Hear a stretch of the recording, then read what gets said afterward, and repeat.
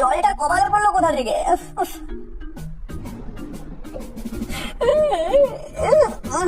বাবা কি জ্বালা, জলটা পড়ছে কোথা থেকে? কি রে বাবা, বাইরের বৃষ্টির জল ঘরের ভিতরে পড়ছে, ঘুমের 13টা বেজে গেল। কি ঘুম পাচ্ছে বাবা, কি করে ঘুমাবো? খাটটাকে টেনে সরিয়ে দিই। হ্যাঁ টেনে সরিয়ে দেওয়ার ক্ষমতা আমার নেই, মাটিতে শুয়ে পড়ি। এইখানে শুয়ে বাকি ঘুমটা দেবো, যাক বিছানা ভিজে যাক।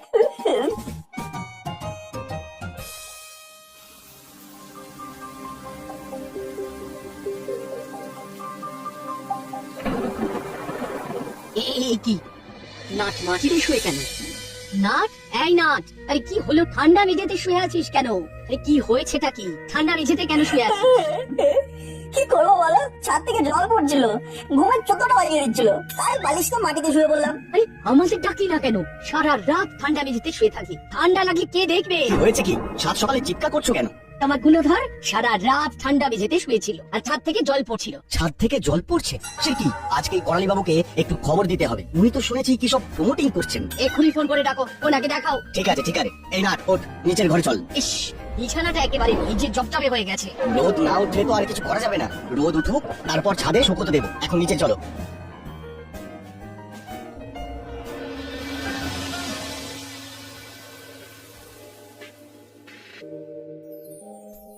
নিন মেশামশাই, বর্ষার দিন গরম গরম পকোড়া আর কফি। সকালটা বড় ভালো করে দিলে বৌমা, দাও দাও, পকোড়া দাও, কফি দাও, খাই।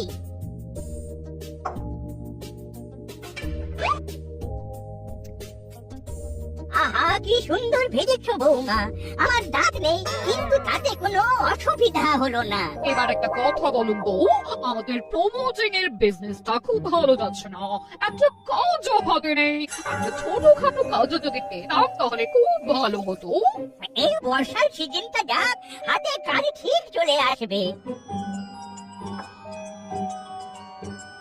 বাবা এত সকালে আমাকে কি দরকার পড়লো?